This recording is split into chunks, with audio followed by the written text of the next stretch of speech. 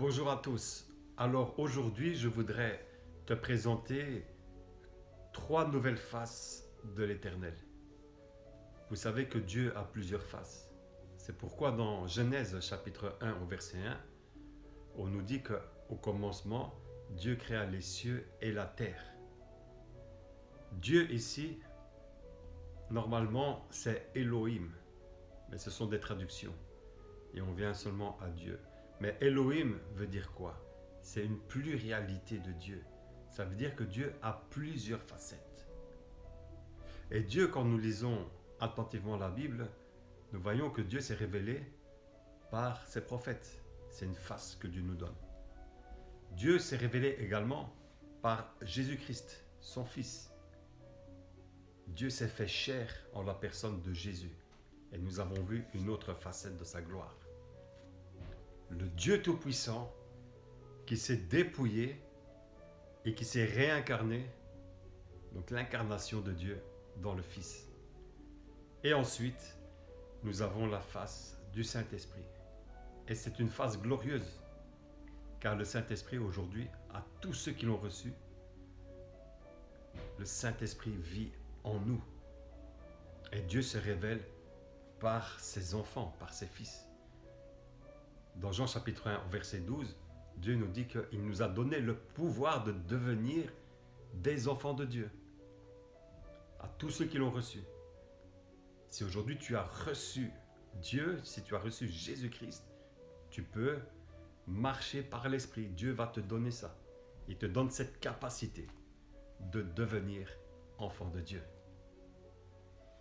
Et c'est ce qu'il y a de plus important pour tout enfant de Dieu sur la terre des hommes, de devenir un enfant qui marche par l'Esprit de Dieu. Mais aujourd'hui, je te présente la face de sa parole. La parole écrite.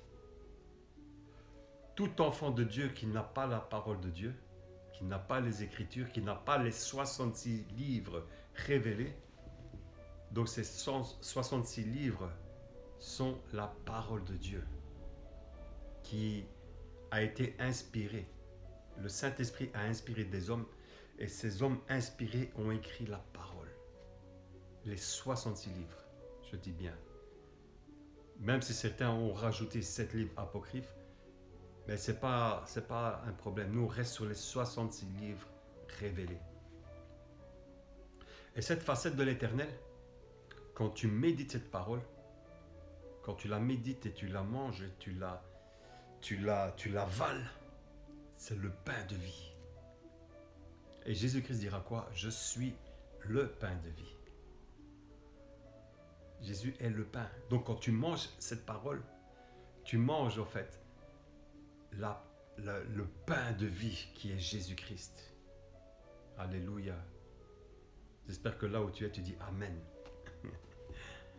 Amen, ça veut dire je scelle cette parole dans ma vie. Et quand tu médites cette parole, en fait, Dieu te donne un don qui est extraordinaire, le don de la sagesse. Parce que la méditation te rend sage. Et quand tu as la sagesse en toi, c'est un critère divin, la sagesse. Grâce à cette sagesse, Dieu va te révéler une autre facette de sa gloire. C'est ce qu'on appelle la révélation de sa parole, le Réma. Le Réma de Dieu. Dieu te localise. Il voit que tu commences à manger sa parole, à méditer sa parole, il te rend sage. Et une fois que tu es sage aux yeux de Dieu, là il te donne la révélation de sa parole pour que tu puisses le connaître dans les profondeurs, dans la hauteur, dans la largeur.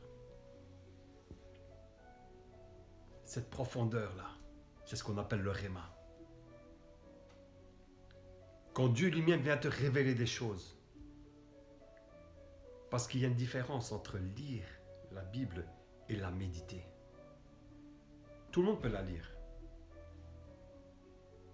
Tout le monde peut la lire sans l'Esprit de Dieu.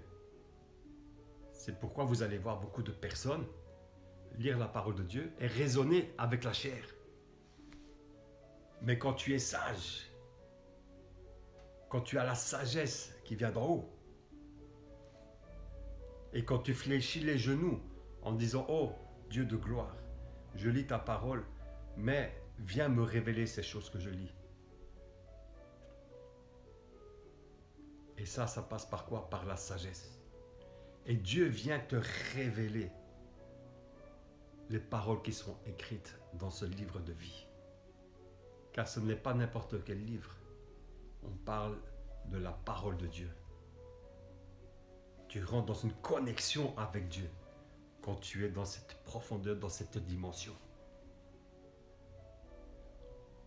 Et la troisième facette de l'Éternel, c'est la facette de l'homme incarné, donc de Dieu incarné,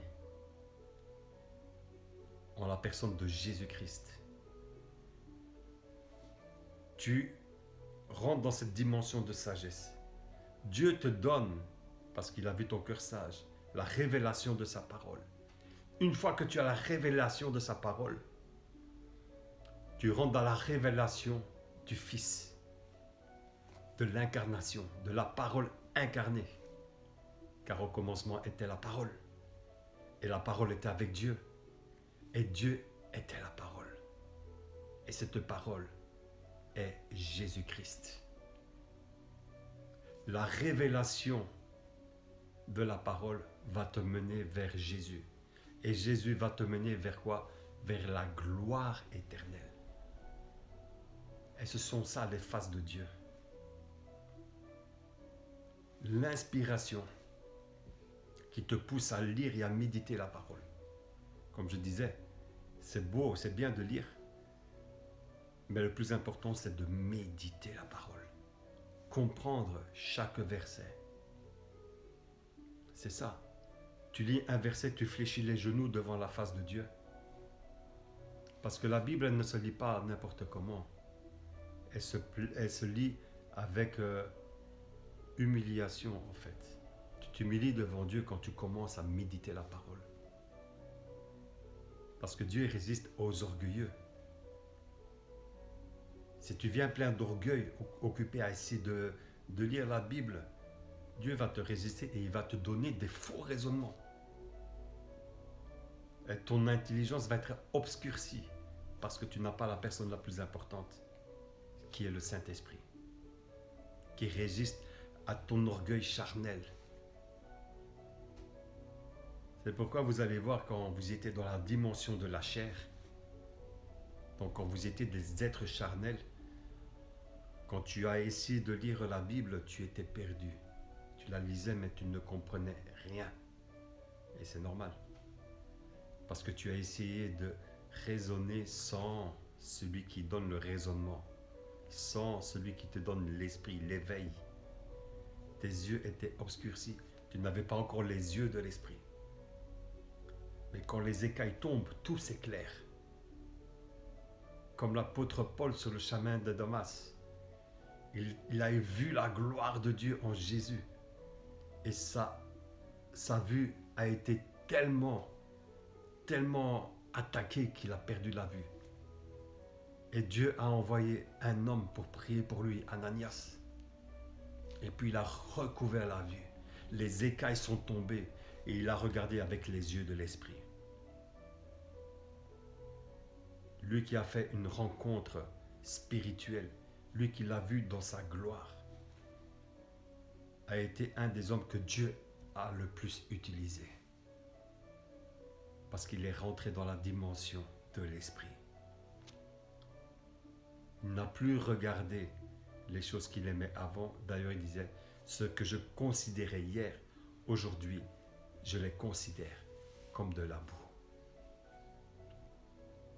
C'est ça qu'on appelle le renouvellement de l'intelligence.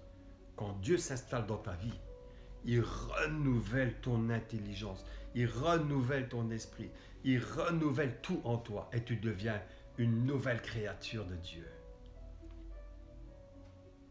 Tu deviens un être de lumière sur la terre des hommes pour partager la vie. Que Dieu te bénisse.